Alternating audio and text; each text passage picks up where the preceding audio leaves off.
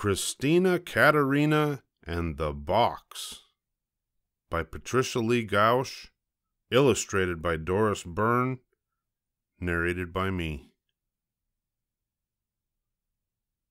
Christina Katerina liked things, tin cups and old dresses, worn-out ties and empty boxes. Any of those things, but mostly boxes. Hat boxes, bakery boxes with see-through lids, shoe boxes. Best of all, she liked big boxes. So she was happy indeed one sleepy summer day, when even her sometimes friend Fats Watson was out of town, to see a truck deliver a great tall box. It came on a refrigerator. "Oh, how grand and new," Christina's mother said, looking at the refrigerator. "It is. Oh, it really is," said Christina, looking at the box. And she quickly claimed the box for her own and dragged it under the apple tree.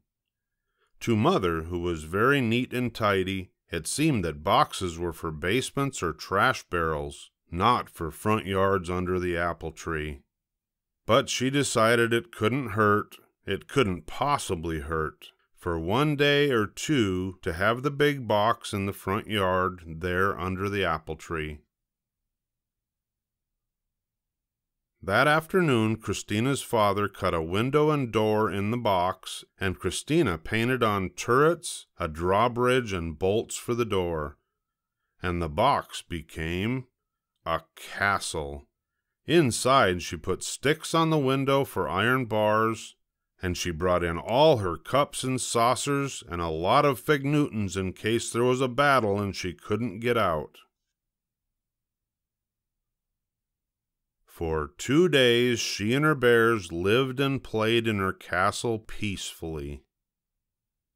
Until Fats Watson came home. He sneaked into her castle while she was out to lunch and ate all her fig Newtons.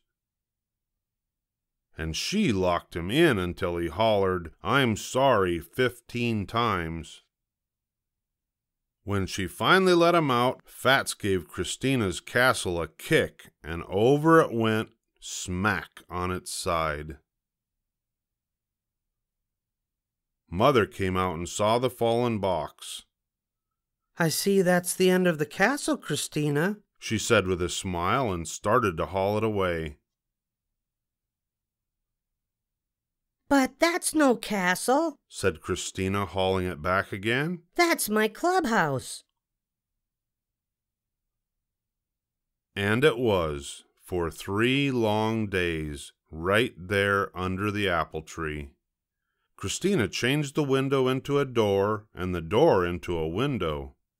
She put in 2 benches for members and a chair for the president, and she painted "Keep Out, Members Only," and "Danger to Enemies" on the outside. And she let Fats join. Then they met in the clubhouse, which was very dark when the door was closed and very secret, and they spit on a nickel and swore to be friends forever. And they were. Until one day when Fats got angry at always being vice president. He climbed on the clubhouse roof and promised to sit there until Christina made him president.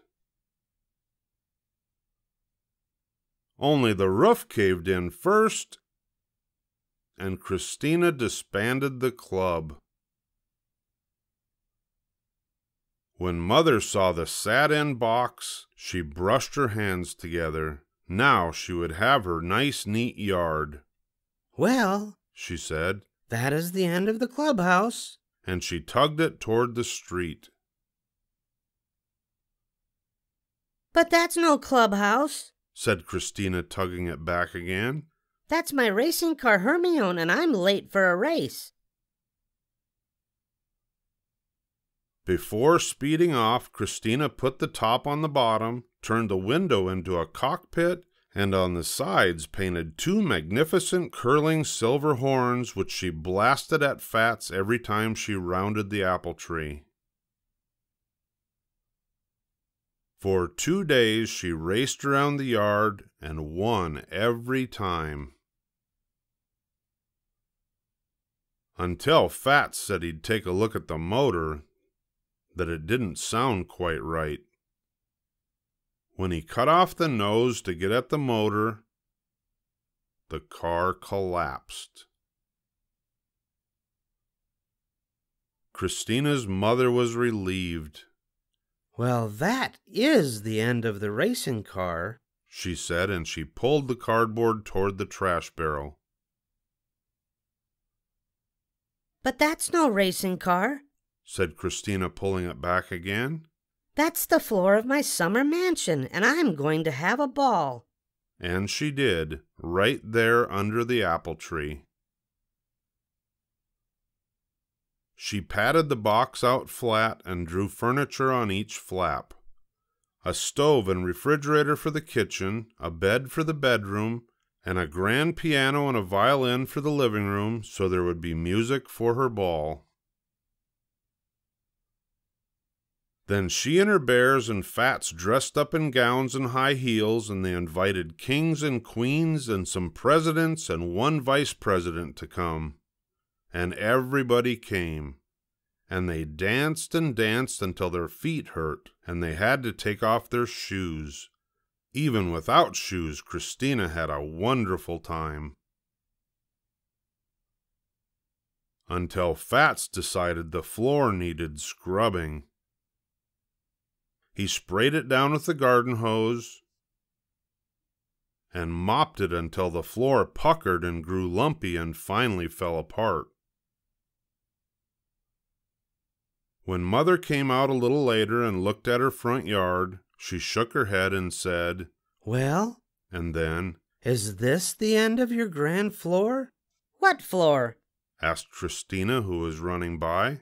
Oh, you mean that old ragged box? Let's throw it away. Mother breathed a sigh. At last she could have her nice, neat yard. But quick, Christina said. Fat's mother got a washer and dryer today, and he's bringing 2 ships down now. I said my mother wouldn't mind a bit if we sailed them here in our front yard, right under our apple tree. The end.